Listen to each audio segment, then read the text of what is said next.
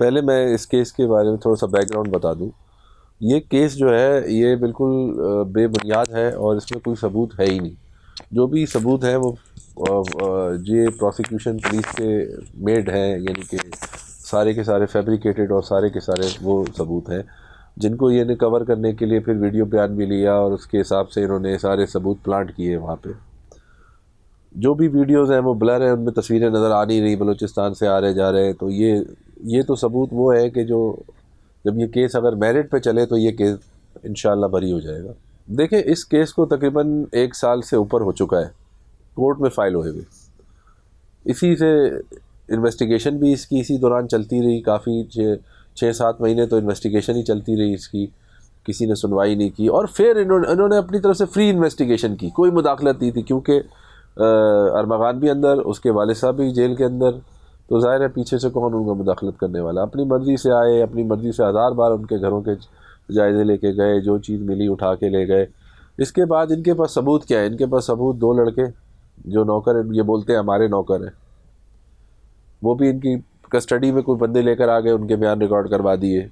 Magistrate صاحب کو. اس کے علاوہ یہ ریلائی کر رہے ہیں ہماری جو ویڈیو بیان ہوئے ہوئے ایس ایس پی صاحب کے پاس.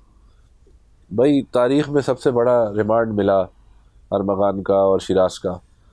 اس سے زیادہ لمبا ریمانڈ ہم نے تو نہیں دیکھا کہ اس سے زیادہ پولیس کسٹڈی میں کسی کو رکھا گیا ہو. تو وہ تو ظاہر ہے یہ بھی بولے گا میں ہاتھی بھی ہوں، میں طوطا بھی ہوں، میں چڑیا بھی ہوں، سب کچھ مانے گا جیسا پولیس بولے گی. اس کے بعد انہوں نے کیا کیا جی، وہ جو ویڈیو بیان تھا اس کے حساب سے انہوں نے اپنی انویسٹیگیشن بنائی، کیونکہ وہ سب پلاننگ تھی، وہ پلاننگ تھی ساری کی ساری. اتنا عرصہ یہ پلان کرتے رہے کہ اس کیس کو بنائے کیسے، سرے جوڑے کیسے. پھر یہ وہاں پہ بلوچستان کی سٹوری، کیونکہ بلوچستان سے ایک انہیں لاش ملی، اس لاش کو انہوں نے اس کیس میں لا کے جوڑا. وہ کس کی لاش ہے یہ تو اب جب کیس چلے گا تو پتہ چلے گا. وہاں ایک الگ ایف آئی آر ہوئی، اس ایف آئی آر میں نے پتہ چلا وہاں پہ کوئی لاش گاڑی جلی ہے. اس کے بعد انہوں نے ان کو اس کے ساتھ جوڑا، پھر وہ ویڈیو بیان کروائے، ساری کی ساری چیزوں کو جوڑا کہ جی پیدل گئے. پیدل کیسے وہاں سے کوئی آ سکتا ہے؟ ارمغان تو ویسے ہی پنجابی اسپیکنگ ہے، اس کو رستے میں مار دیتے شناختی کارڈ چیک کر کے. کوئی بھی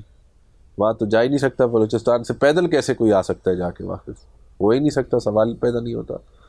اور دوسری بات یہ، اب رہ گئے سوال ان کے پاس ثبوت کیا ہے. ثبوت انہوں نے یہی جو میں نے آپ سے بتایا نا، وہ اسٹک نکال لی، یہ کر لیا، وہ کر لیا. آئی وٹنس تو کیس میں ہے ہی کوئی نہیں، کوئی آئی وٹنس نہیں ہے. پھر بھی اس کیس کو انہوں نے ایک اغوا بنا دیا. ابھی کیس ثابت نہیں ہوا لیکن اس کو جو ہے سزا سنا دی گئی، یہ سوشل میڈیا کے تھرو. اور اس طرح سے ٹرائل چلا چلا کے مین اسٹریم میڈیا کو بھی دور رکھا تھا انہوں نے. جب انویسٹیگیشن ہو رہی تھی، جب ریمانڈ ہوتا تھا، اس وقت ہم کورٹ میں موجود ہوتے تھے. ریکوری کیا ہوئی؟ ریکوری تو کبھی کورٹ میں پیش ہی نہیں کی گئی تھی. صرف آتے تھے ریمانڈ دینے، درخواست جمع ہوتی تھی، ریمانڈ جمع، اسٹک ریکور ہوئی، کیمرہ ریکور ہوا، ڈی وی آر ریکور ہوئے، وہ کبھی انہوں نے کورٹ میں پیش نہیں کیے، نہ کورٹ نے پوچھے. چلے کوئی بات نہیں. اب جو ہے اب یہ کیس ٹرائل پہ آ گیا ہے. ٹرائل پہ آ گیا تو انہوں نے 2 کیسز کو، جو ہمارا مین ایک 324 کا کیس ہے جو ایک صافی والا حملے والا کیس ہے، وہ انہوں نے نشان اختر صاحب کے پاس بھیج دیا. اور دوسرا کیس عبداللہ چنا کے پاس، جو مین ہمارے مرڈر کے کیس تھے اور اے ایم ایل کے جو کیس تھے. پھر عبداللہ چنا صاحب کا انتقال ہو گیا، اے ٹی سی کی پالیسیز ریوائیو ہو گئی، انہوں نے کوٹیں کم کر دی. تو وہ کیس جو ہے یہ نشان اختر کی کورٹ تو رہی، جج صاحب کی ان کے کورٹ رہی، تو وہاں پہ آ گیا اور معزز جج صاحب کی کورٹ میں، تو وہ تو وہیں رہا. لیکن عبداللہ چنا صاحب چونکہ انتقال کر گئے تھے تو وہ پھر وجیہ صاحبہ جو کمپلینٹ ہے یہ ہائی کورٹ جاتی رہی، ٹرانسفر کی اپلیکیشنیں لگاتی رہی، کبھی ہمیں نوٹس موصول نہیں ہوئے. یہ ٹرانسفر کروا کے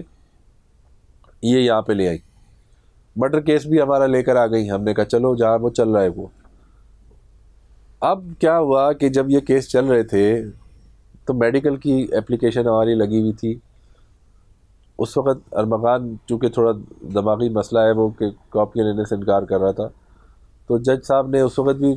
جیل سے رپورٹ کال کی کہ جی اس کو کیا فیسلٹیز ملی ہیں، میں دیکھوں گا، میں یہ کروں گا.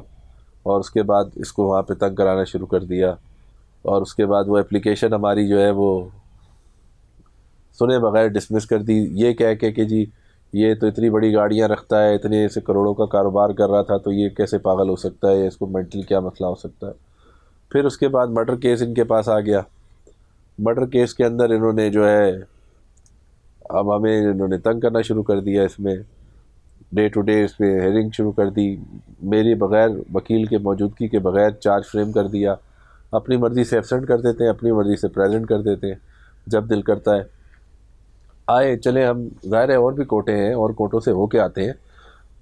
9-10 بجے بھی بندہ پہنچتا ہے تو اس میں ایبسنٹ، اکثر ڈائریوں میں ایبسنٹ ہیں، ہم پہنچے ہوتے ہیں کورٹ میں موجود ہیں، لیکن جب کوئی اپنا مرضی کا کام کرنا ہوتا ہے تو پریزنٹ کر دیتے ہیں۔ اسی طرح ایک دفعہ 23 کی اپلیکیشن لگی ہوئی تھی صافی والے کیس میں، میں صبح سے آ کے بیٹھا ہوا، ساتھ میں ایم ایل والوں کا کیس تھا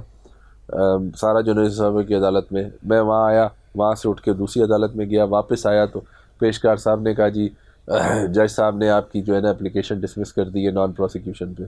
کہ جی یہ، میں نے کہا کیوں کر دی بھائی؟ وہ اس لیے کر دی کہ بھائی اس لیے کہ آپ یہاں موجود نہیں ہیں۔ میں نے کہا میں تو آپ کے سامنے ہوں، تو اس کی ویڈیو نکال کے دیکھی جا سکتی ہے کہ میں عدالت میں موجود ہوں، اور یہ مجھے ایبسنٹ کر کے انہوں نے اپلیکیشن کو ڈسمس کر دیا۔ پھر انہوں نے میڈیکل کی اپلیکیشن کی والدہ کی دوسرے کیس میں جو پہلے سے لگی ہوئی تھی، جو جج صاحب انتقال کر کے اس کے دور سے، وہ اپلیکیشن پینڈنگ تھی، تو انہوں نے کیونکہ ٹرائل چلانے سے پہلے اپلیکیشن ڈیسائیڈ کرنی تھی، تو والدہ کو آواز لگوائی، والدہ ایبسنٹ تھی، میں موجود تھا، مجھے ڈیٹ دے دی، ٹھیک ہے جی والدہ موجود نہیں ہے تو اس کی ڈیٹ ہو جائے گی۔ پھر واپس بلا کے ڈیٹ چھوٹی کی، دوسرے دن جب نیکسٹ پیشی پہ ہم آئے تو پتہ چلا کہ وہ ہماری اپلیکیشن جو ہے وہ نان پروسیکیوشن پر ڈسمس کر دی، کہ جی ارمغان چونکہ کہہ رہے کہ میں بالکل ٹھیک ہوں، اور ارمغان کے کہنے پہ جو ہے نا میں نے یہ ڈیسائیڈ کر دیا اس کی والدہ موجود نہیں تھی اور کسی نے چلایا نہیں، میں موجود ہوں، مجھ سے ہیئرنگ نہیں کروائی، مجھے کہا یہ ان کی اپلیکیشن نہیں ہے، والدہ ہیئرنگ کریں گی، اور جو ہے نا وہ ڈسمس کر دی۔ صحیح ہے، ہم معزز جج صاحب سے ہم تو بحث نہیں کر سکتے، وہ کیے جا رہے تھے، ہم دیکھی جا رہے تھے۔ اس کے بعد جو کیسز، دوسرے کیسز ایک اور عدالت میں 6 کے جج صاحب کے انتقال کے بعد 6 نمبر عدالت میں پینڈنگ تھے، جو ڈی ایس پی والا حملے والا 353 کا، اور جو اسلحے کے 4 کیسز ہیں، وہ کیسز مدعیہ وجیہ عامر ہائی کورٹ گئیں، ہائی کورٹ سے انہوں نے ٹرانسفر اپلیکیشن لگائی، ان کیسز میں نہ یہ مدعی ہے نہ یہ گواہ ہے، نہ ان کے مطلب گواہوں کی لسٹ میں بھی نام نہیں ہے، مدعی تو ہے ہی نہیں، تو اسٹیٹ مدعی ہے ان میں۔ پراسیکیوٹر جاتے یا پولیس والے جاتے اپلیکیشن ٹرانسفر کرانے کے لیے تو جا سکتے تھے، یہ گئی وہاں آنریبل ہائی کورٹ کو مس گائیڈ کرتے ہوئے جسٹس جناب اقبال کلوڑو صاحب کی عدالت میں انہوں نے لگائی، اور پہلی ڈیٹ پہ ٹرانسفر ہو گیا case, without notice to accused یا پھر وکیل، کسی کو نوٹس نہیں ہوا، اور ٹرانسفر آ گیا، اور سارے کیسز نشان اکثر صاحب کی عدالت میں آ گئے۔ اب مسئلہ یہ ہے کہ یہ سب چیزیں دیکھتے ہوئے ملزم نے، کیونکہ اس کی تو زندگی اور موت کا فیصلہ ہے، سب سے زیادہ تو ملزم کو اپنے کیس کی پڑی ہوتی ہے، عدم اعتماد کا اظہار کر دیا جج صاحب پہ کہ جی آپ کی مدعیہ سے کوئی ڈیل ہو گئی ہے، لہٰذا میں آپ کے سامنے کیس نہیں چلانا چاہتا، اور اس سے صاف جملوں میں یہ بات لکھی، اور اس نے یہ لکھا اس میں کہ آپ کے پاس اختیار ہے، آپ میرے کیسز کو ریفرنس کر دیں تاکہ جو ایڈمنسٹریٹو کورٹ ہے وہ جہاں مرضی کسی بھی دوسرے جج کے پاس میرے کیسز چلے جائیں، آپ میرے کیسز نہ سنیں، میں آپ کے سامنے اپنے کیسز نہیں چلانا چاہتا۔ اس کے بعد بھی جج صاحب کا رویہ جو ہے ارمغان سے پرسنل ہو گیا، معزز جج صاحب کا، انہوں نے، معزز جج صاحب نے میرے کلائنٹ ارمغان کی جیل سے رپورٹ کال کری کہ اس کو کیا فیسلٹیز دی جا رہی ہیں، جیلر کو بلایا، آ کے اپنی رپورٹ جمع کراؤ، اس کے بعد اس کو بولا کہ بھئی اس پہ جیل کی زندگی کو تنگ کر دو تاکہ یہ اپلیکیشنیں، مطلب ایک کیس ہے نا، آپ یہ جو 6-7 کیس ہیں آپ کو سرکار نے دیے نا، دیکھیں جب یہ عدم اعتماد کی اپلیکیشن ملزم ارمغان نے فائل کی، یہ سب معاملات کو دیکھتے ہوئے اور رویہ ان کا دیکھتے ہوئے مدعی کی طرف اور سب چیزوں کو، تو جج صاحب نے اس کیس کے اوپر جو ہے اس اپلیکیشن کے اوپر انہوں نے کہا جی وہ رکھ لی اپنے پاس، سرٹیفائڈ کاپیاں ہی نہیں دے رہے تھے، بڑی مشکل سے اس پہ آرڈر کیا، 1 ہفتے کے بعد تو سرٹیفائڈ کاپی پہ اس پہ آرڈر لکھا اپروپریٹ فورم پہ جائے، اور اس کے بعد انہوں نے ریفرنس نہیں کیا، ریفرنس نہ کرنے کے بعد انہوں نے کیا کیا کہ جیل سے رپورٹ کال کر لی کہ جی اس کو کیا کیا فیسلٹیز حاصل ہیں ملزم ارمغان کو، پھر جیلر آیا، وہ اسے آ کے بتایا جج صاحب کو، پھر وہاں پہ اس کی زندگی کو عذاب کروا دیا، جیلر کو ہدایات دی کہ اس کو تنگ کیا جائے، وہاں پہ ساری فیسلٹیز لے لی جائے اس پہ، جبکہ بی کلاس کا آرڈر آنریبل جج صاحب ذاکر صاحب کر چکے ہیں ان کے والد کی درخواست کے اوپر، اور یہ اپنے ساتھی جج کی آرڈر کے اوپر آرڈر نہیں کر سکتے معزز جج صاحب، اس کے لیے ہائی کورٹ جانا پڑے گا، لیکن وہ اس کے باوجود اس کو ہدایت دے دی، اور وہ اس بیچارے کی زندگی تنگ ہے تاکہ یہ اپنی اپلیکیشن واپس لے اور یہ دوبارہ کیس چلانا شروع کر دے۔ تو یہ جو انہوں نے جج صاحب نے، معزز جج صاحب نے جیلر کو کال کیا، اس سے تو یہ صاحب بات ثابت ہو رہی ہے کہ یہ جو ہے نا پرسنل انٹرسٹ لے رہے ہیں جیلر صاحب، یہ جج صاحب ملزم کی زندگی میں یا اس کے کیس کے اندر، نہ کسی کی اپلیکیشن کے بغیر کیوں یہ کال کر رہے ہیں، فیسلٹیز چیک کر رہے ہیں، جیل میں کیا کر رہا ہے، کیسے رہ رہا ہے، کیا کر رہا ہے۔ تو یہ چیز سراسر ناانصافی ہے میرے حساب سے، اور یہ کیس کو ان کے پاس نہیں چلنا چاہیے، ٹرانسفر ہونا چاہیے۔ یہ میرے بھی سننے میں آیا ہے کہ ان کے خلاف کافی سارے کیسز کچھ ہائی کورٹ میں ہیں، کچھ سٹی کورٹ میں چل رہے ہیں، کچھ ان کا اپنا بھائی ہے سگا وہ عدنان اختر، انہوں نے ان کے خلاف کچھ انکوائری وغیرہ چل رہی ہے، اور کچھ انکوائری چلتی بھی رہی ہے ان کے حوالے سے، اسی کیسوں کے حوالے سے۔ تو یہ بھی ان کا ایک ہے جو سامنے ابھی تو نہیں ہے، لیکن ظاہر لوگوں یہ ریکارڈ پہ تو موجود ہے یہ سب چیزیں۔ دیکھیں پرسنل نوعیت کی چیزیں ہیں، کچھ جیسے لٹیگنٹس، ابھی جیسے ارمغان شور کر رہا ہے، اسی طرح کچھ اور لوگوں نے بھی شور کیا ہوگا، اسی طرح کئی کمپلینیں کہی ہوں گی، کئی انکوائریاں چلی ہوں گی، جو کہ ریکارڈ ظاہر ہے موجود ہے، اور یہ سب چیزیں تو ساری آن ریکارڈ ہے، سب سامنے آ جائیں گی انشاءاللہ، کوئی نہ کوئی تو لے آئے گا۔ جب ملزم نے عدم اعتماد کا اظہار کیا تو جج صاحب نے جیلر سے رپورٹ کال کی کہ ملزم کو کیا کیا فیسلٹیز دی جا رہی ہیں۔ اس کے بعد جیلر صاحب نے آ کے ساری رپورٹ بتا دی، دیری جمع کرا دی، جی اس کو یہ اس طرح سے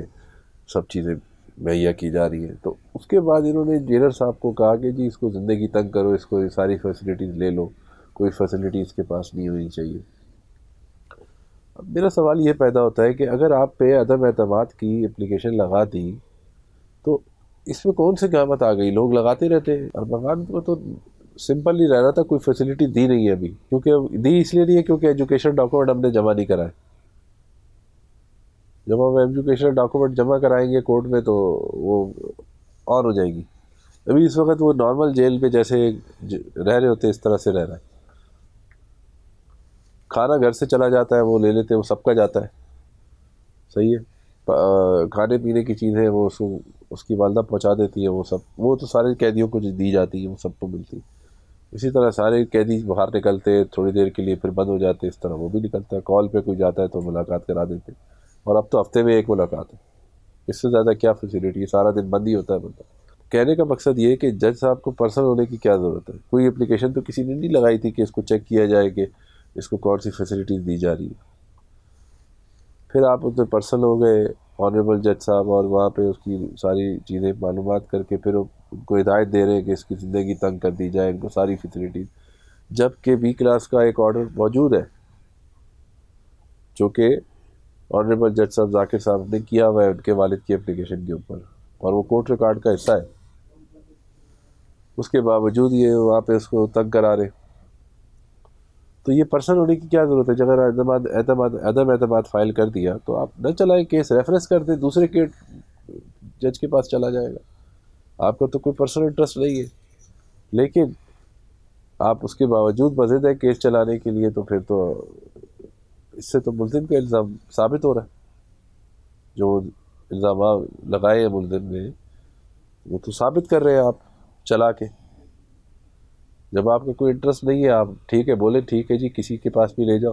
ریفرنس کرتا ہوں میں، سارے ججز ایسے کرتے ہیں، لیکن آپ کہتے ہیں نہیں میں چلاؤں گا، گواہ لے کر آؤ اگلی ڈیٹ پہ، آپ 15 تاریخ اس پہ رکھ دیے اور ہدایت دی ہے کہ گواہ کو لے کر آؤ، اگر یہ ہائی کورٹ پہ نہیں جاتے تو۔